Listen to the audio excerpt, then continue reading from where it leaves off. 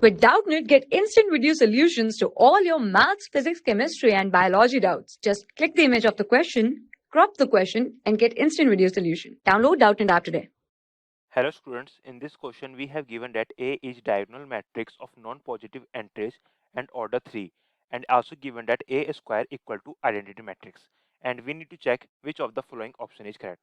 So basically we have given that A square equal to I. So basically A square equal to I, it means A is involuntary matrix. Involuntary matrix. Basically A square equal to I means A is involuntary matrix and involuntary matrix means A has its own inverse. So basically from here we can say that option number 3 is wrong. We have find A is involuntary matrix and in the question it is said that A is diagonal matrix. So basically we can prove that A is involuntary as well as well as diagonal matrix. So from here, for satisfying both conditions, we can say that our A matrix is basically equal to, this is our A matrix, A, B and C, 0, 0, 0, 0 and here 0, 0. So basically this is the A matrix where A, B and C not equal to 0. So from here we can say that option number 1 is also wrong because it said that there are some element which is 0. So from here we can prove that option 1 and option 3 is wrong. Now basically we have to find the option number 2, basically determinant of A equal to -1. So basically we have given that A square equal to I. So basically we have to determinant both sides. So determinant of A square which equal to determinant of I. So basically we can say that determinant of A whole square, this is equals to determinant of I, and we know that determinant of identity matrix equal to 1. So basically we can say that this equal to 1. So from here we can say that determinant of A equal to plus minus 1.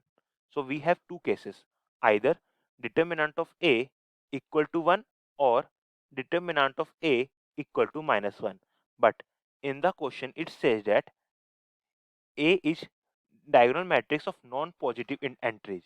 So basically for non-positive entries, determinant of A can never be positive. So basically this case is wrong. So from here we can get determinant of A equal to -1. Now, so from here we can say that option number 2 is correct.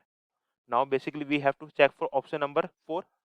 We say that determinant of 3 adjoint of 2A, this is basically equal to 1728. Basically we have to check for this. So from here we can say that we know that determinant of Ka, basically this equals to k raised to power n determinant of A. So from here we can say that 3 raised to power 3 determinant of adjoint of 2A. Why 3 here? Because this is order of 3. Order of 3. That's why here 3. So basically this is equals to 27 multiply determinant of adjoint of 2A. Now basically we know the formula that adjoint of Ka, this is basically equal to k raised to power n minus 1 adjoint of A. We know that formula. So basically now we have to basically find the determinant of adjoint of Ka. So basically we can write as determinant of adjoint of Ka. This is basically equals to determinant of k raised to power n minus 1 adjoint of A. Now basically this is scalar quantity and we know the determinant of any scalar quantity, let's say SA, which equals to s raised to power n determinant of A.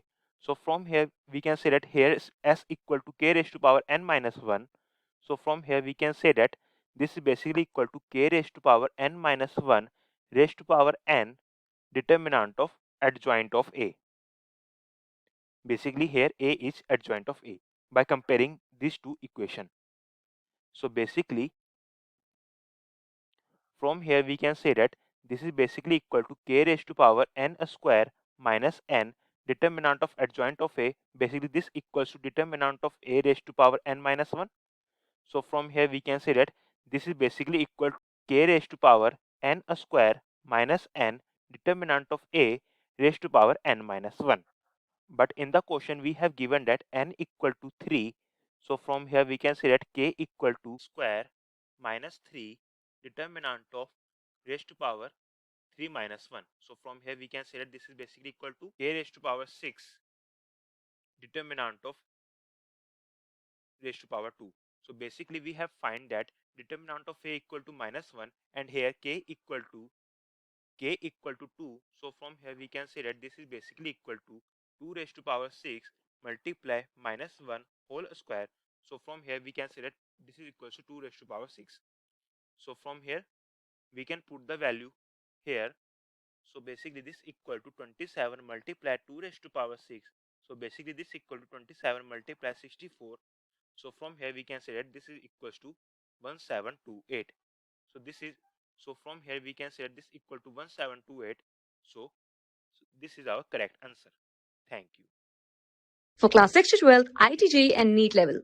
Trusted by more than 5 crore students. Download Doubtnut App today.